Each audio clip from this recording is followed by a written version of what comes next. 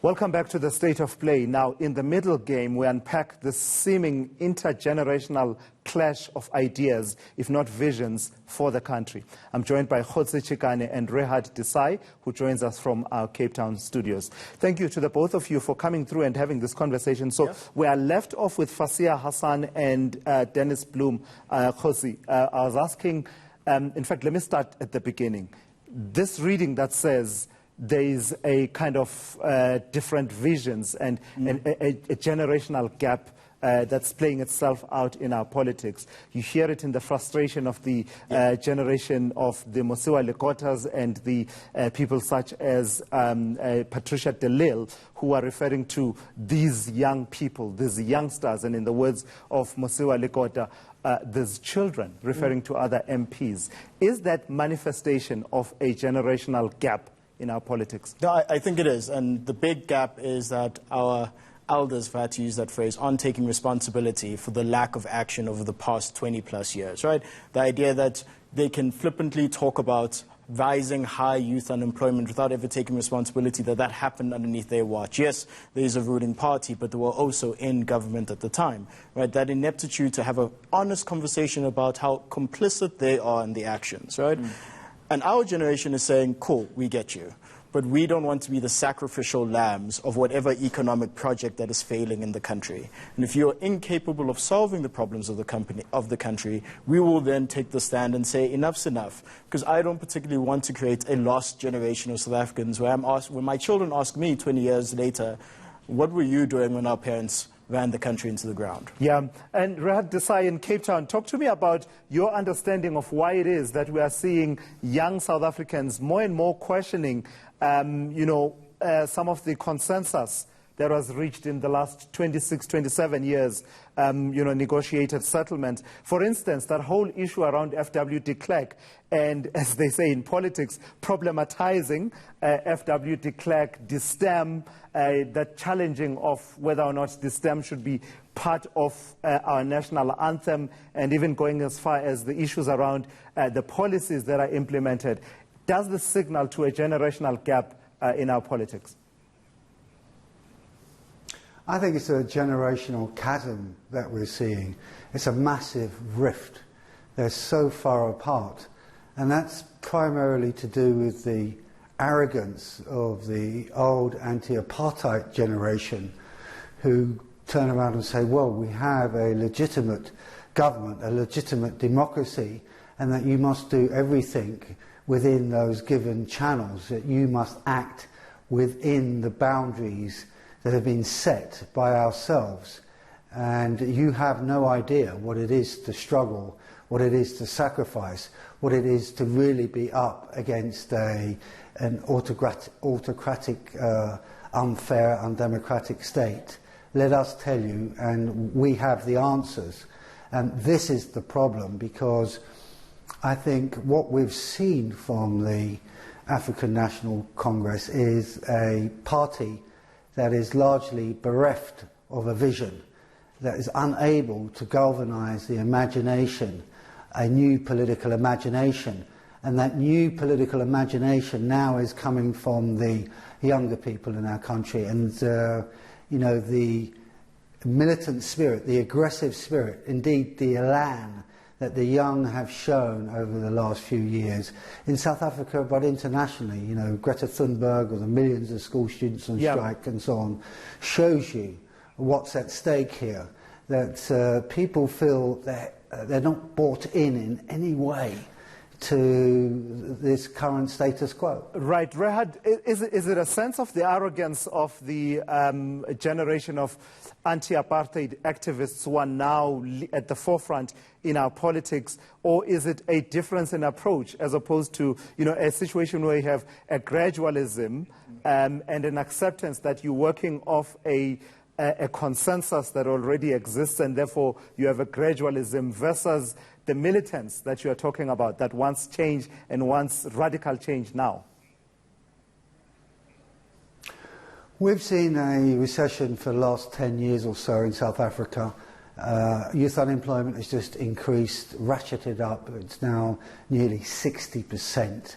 I mean, even the matrics that are coming out of university most of them will not find jobs. We have a situation where for the first time in our history, in our modern history, that many young people will never find formal employment. We have a situation of droughts and floods and a climate crisis at our doorstep. The sense of urgency, the sense of emergency, this does not seem to be there. I think a lot of young people are looking at these politicians and the political and economic elites and saying, well, you're comfortable, and that's why you're saying, let's play within the game. Let's not think outside of the box, play within the system.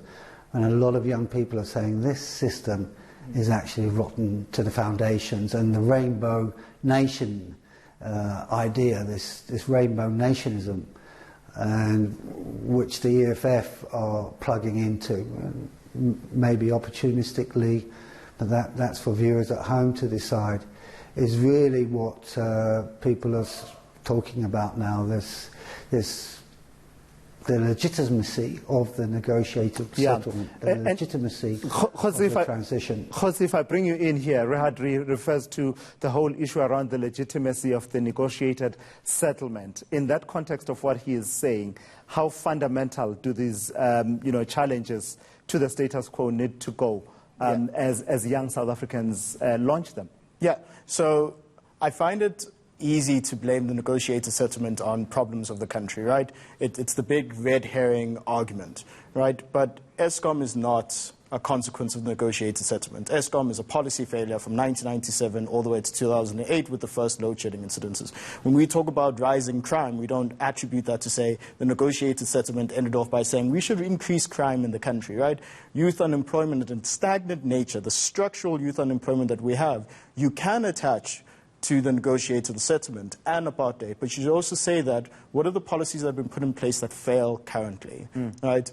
I love SONA now. I love SONA because SONA becomes my reminder of why I shouldn't trust government in what they say. All right. Because it's become a platform for them to promise things to the country, which is fine. There's nothing wrong with promises. But it hasn't become a platform to hold people accountable. The impatience of young people isn't solely based on we are unemployed. It isn't solely based on the lack of economic growth. It's based on the idea that there's no light at the end of the tunnel. The idea that we can't hold people accountable for the promises that they make. That we can't say that you promised us free education back in the 90s and we had to shut down the country for you to eventually listen to us. It's a two-pronged problem, right? Apartheid and negotiated settlement creates the foundation, but the tree that grew is something else. But is the youthful voice, because also our population in terms of the bulge of the population is youthful, it is young, it is a young country.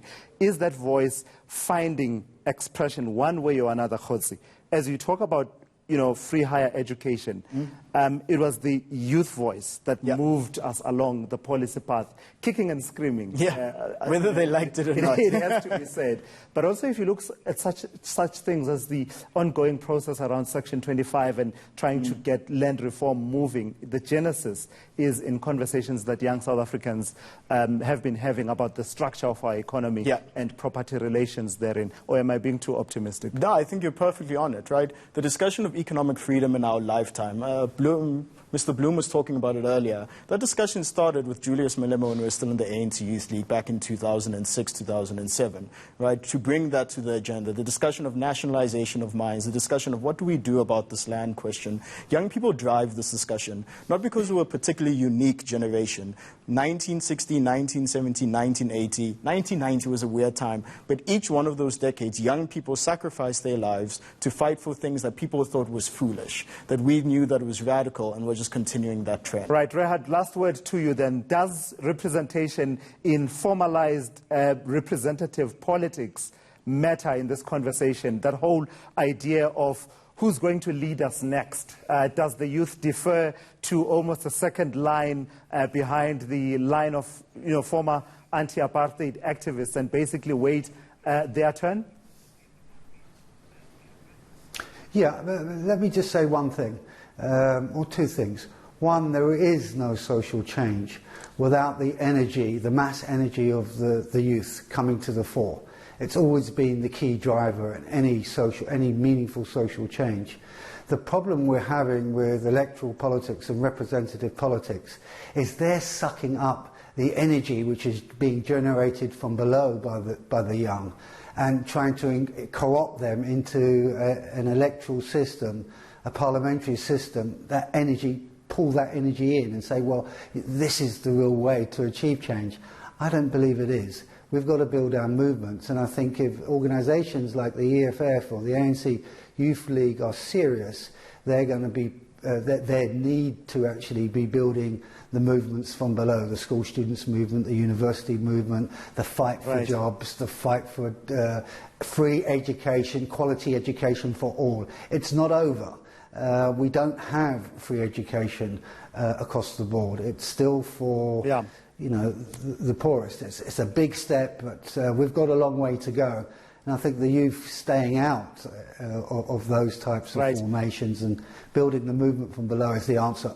Rehad Desai and Kgotsi Chikane, thank you so much for coming through and sharing your insights here in the State of Play.